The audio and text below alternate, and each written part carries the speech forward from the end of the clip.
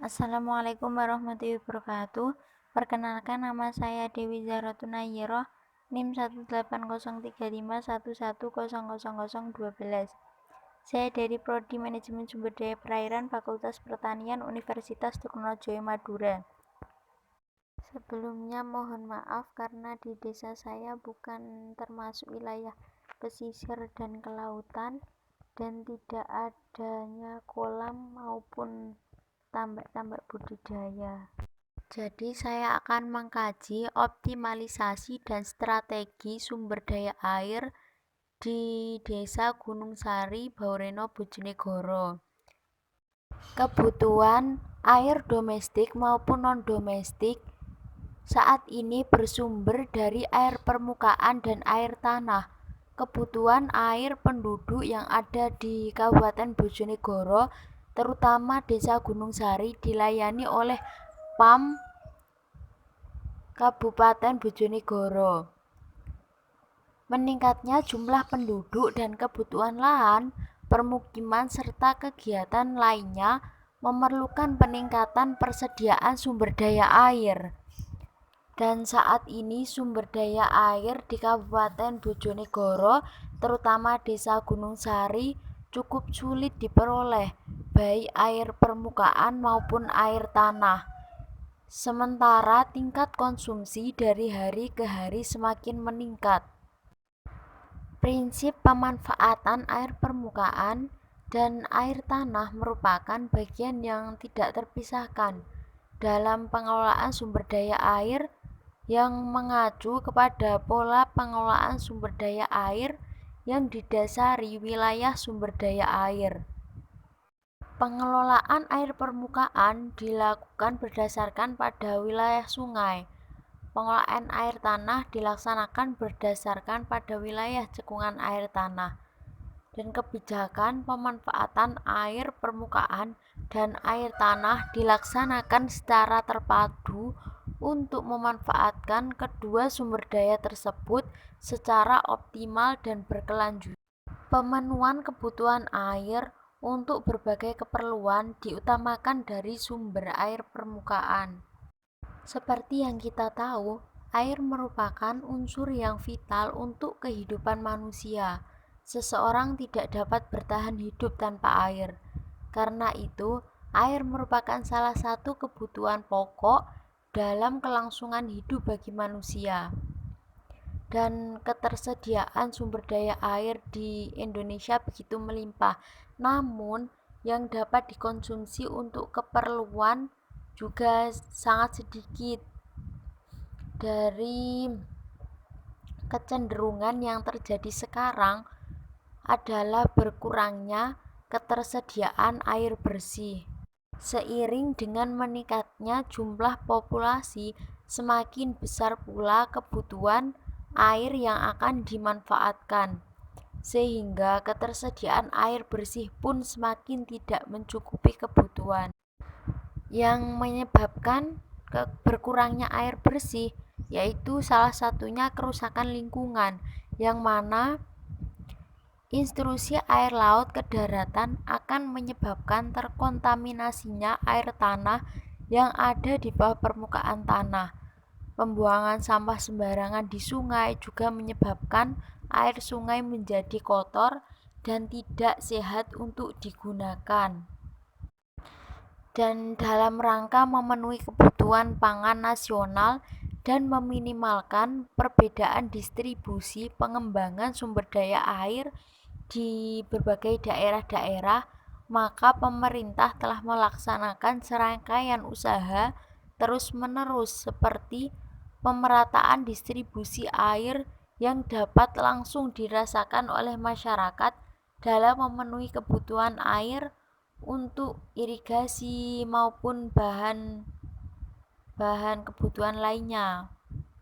Penyediaan air bersih bagi masyarakat erat kaitannya dengan tingkat kesehatan masyarakat, serta secara tidak langsung berdampak pada pertumbuhan ekonomi. Namun, yang menjadi kendala sekarang adalah pengelolaan sumber daya air yang kurang optimal, yang menyebabkan tidak meratanya penyebaran air. dan beberapa kendala yang masih dihadapi dalam penyediaan air antara lain yaitu tingkat pelayanan air bersih yang masih sangat minim, kualitas air baku dan kualitas yang sangat fluktuatif pada musim hujan dan musim kemarau. Penyediaan air bersih untuk masyarakat masih dihadapkan pada berbagai permasalahan yang sampai saat ini belum dapat terpenuhi kebutuhannya. Sehingga pemerintah telah menerbitkan Peraturan Pemerintahan Nomor 13 Tahun 2005 tentang pengembangan sistem penyediaan air minum sebagai upaya memperbaiki pelayanan air minum masyarakat. Pengembangan SPAM menjadi tanggung jawab pemerintah dan pemerintah daerah untuk menjamin hak setiap orang dalam mendapatkan air minum bagi kebutuhan pokok, minimal kebutuhan untuk sehari-hari guna memenuhi kehidupan yang sehat, bersih, dan produktif. Kebutuhan air domestik maupun non-domestik saat ini bersumber dari air permukaan dan air tanah, dan kebutuhan air penduduk yang ada di Desa Gunung Sari dilayani oleh PDAM Kabupaten Bojonegoro. Meningkatnya jumlah penduduk dan kebutuhan lahan permukiman serta kegiatan lainnya memerlukan peningkatan persediaan sumber daya air, dan saat ini sumber daya air di Kabupaten Bojonegoro khususnya daerah Gunung Sari cukup sulit diperoleh, baik air permukaan maupun air tanah, sementara tingkat konsumsi dari hari ke hari semakin meningkat. Dengan demikian, diperlukan upaya-upaya dan strategi untuk memenuhi kebutuhan air masyarakat. Di seluruh wilayah Kabupaten Bojonegoro, tersebar pula sumber-sumber air yang dimanfaatkan untuk air minum maupun irigasi. Namun sekali lagi, karena curah hujan di Kabupaten Bojonegoro khususnya Gunung Sari yang relatif rendah ditambah dengan manajemen operasi dan pemeliharaan yang kurang, mengakibatkan sebagian besar sumber air tersebut di beberapa wilayah kering. Adapun prinsip dan kebijakan optimalisasi sumber daya air yaitu untuk memenuhi kebutuhan air di Kabupaten Bojonegoro khususnya Desa Gunung Sari untuk tahun yang akan datang diperlukan suatu kebijakan yang berwawasan lingkungan yang ramah terhadap masyarakat. Kebijakan ini didasarkan pada konsep social learning yang mana pada kebijakan ini akan memberikan pembelajaran kepada masyarakat tentang perlunya upaya menjaga kelestarian sumber daya air serta penatagunaan sumber daya air yang ada di Kabupaten Bojonegoro. Berikut merupakan prinsip-prinsip serta kebijakan yang mendukung kelestarian sumber daya air di Desa Gunung Sari.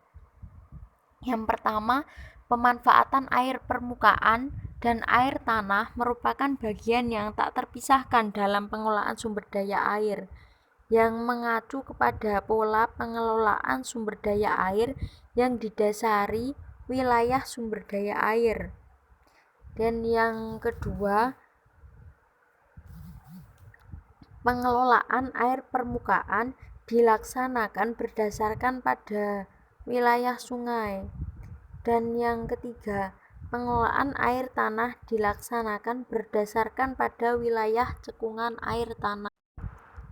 Tentunya ada kebijakan-kebijakan yaitu pemanfaatan air permukaan dan air tanah dilaksanakan secara terpadu untuk memanfaatkan kedua sumber daya tersebut secara optimal dan berkelanjutan bagi sebesar-besarnya kemakmuran desa masyarakat Desa Gunung Sari berdasarkan asas kemanfaatan umum, keseimbangan, kelestarian, dan keadilan.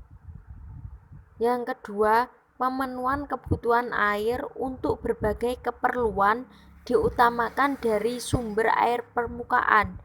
Dalam hal ini, permukaan tidak mencukupi, air tanah digunakan sebagai tambahan pasokan air. Prioritas peruntukan air tanah adalah untuk memenuhi kebutuhan akan air minum dan rumah tangga, dan pemanfaatan air permukaan dan air bawah tanah sebagai instrumen pengendalian pemanfaatan air tanah ditetapkan lebih tinggi daripada pemanfaatan air permukaan. Adapun strategi optimalisasi sumber daya air berdasarkan pada prinsip-prinsip dan kebijakan yang mendukung pemanfaatan sumber daya air di atas yang saya sebutkan tadi, dapat disusun strategi-strategi mengenai optimalisasi sumber daya air di Desa Gunung Sari. Strategi untuk optimalisasi sumber daya air di Kabupaten Gunung Sari dapat ditempuh dengan berbagai cara, antara lain optimasi saluran peresapan air tanah, optimalisasi fungsi air permukaan, optimalisasi fungsi PDAM, pembuatan saluran buntu penampungan air, pengendalian pengambilan air tanah, pembuatan embung dan penangkapan hujan. Selanjutnya, desalinasi air.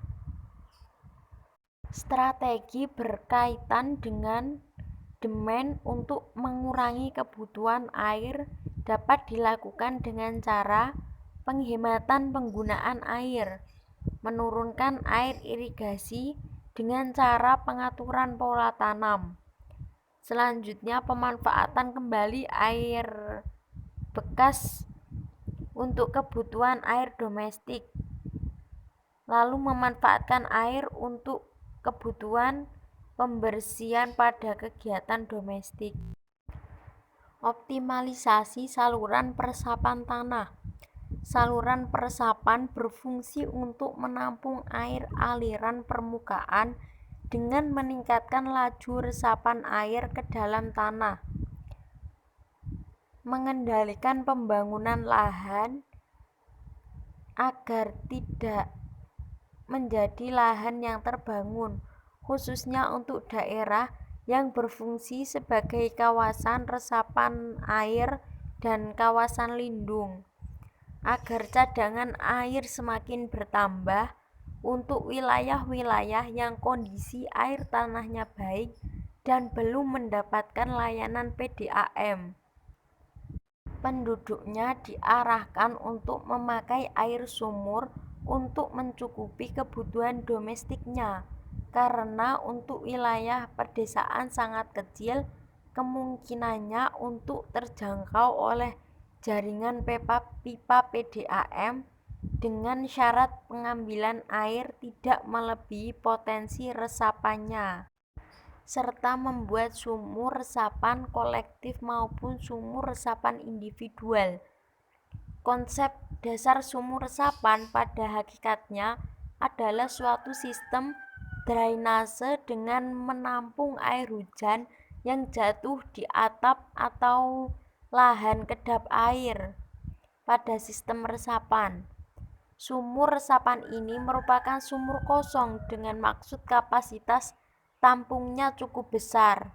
Sekian dari saya, kurang lebihnya mohon maaf sebesar-besarnya. Wassalamualaikum warahmatullahi wabarakatuh.